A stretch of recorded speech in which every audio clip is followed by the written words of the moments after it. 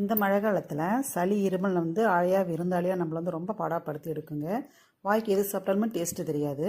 அப்போ இந்த இஞ்சி ரசம் நம்ம வாய்க்கு சுருக்குன்னு ரொம்ப சூப்பராக இருக்கும். அது மட்டும் இல்லை, காய்ச்சலால் வர்ற உடல் வலிக்கும் ரொம்ப நல்லது.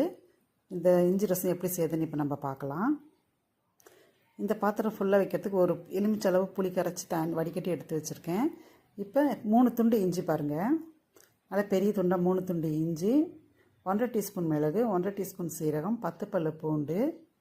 இதெல்லாம் ஒரே ஒரு மிளகாய் போட்டால் போதும். இஞ்சி மிளகெல்லாம் காரம் இல்லையா, ஒரு மிளகாய் போட்டு கரகரப்பாக அரைச்சிட்டு வந்துடலாம் மிக்ஸி ஜாரில். புளி தண்ணி கூட அரைச்சதை சேர்த்துக்கோங்க. சேர்த்துட்டு தேவையான கல்லுப்பு சேர்த்துக்கோங்க. வானலியில் எப்பயும் இந்த ரசம் தளிக்கிற மாதிரி எண்ணெய் சேர்த்து கடுகு உளுந்து, ஒரே ஒரு வரமிளகாய், கொஞ்சம் காரம் தேவைப்பட்டால் ஒரு வரமிளகாய், பெருநெய் போட வேண்டாம். இப்போ பாருங்கள், தாளித்து சேர்த்துட்டோம் ரசத்தை. இந்த அளவுக்கு கொதிச்சதும் இறக்கிடுங்க. அவ்வளவுதான்.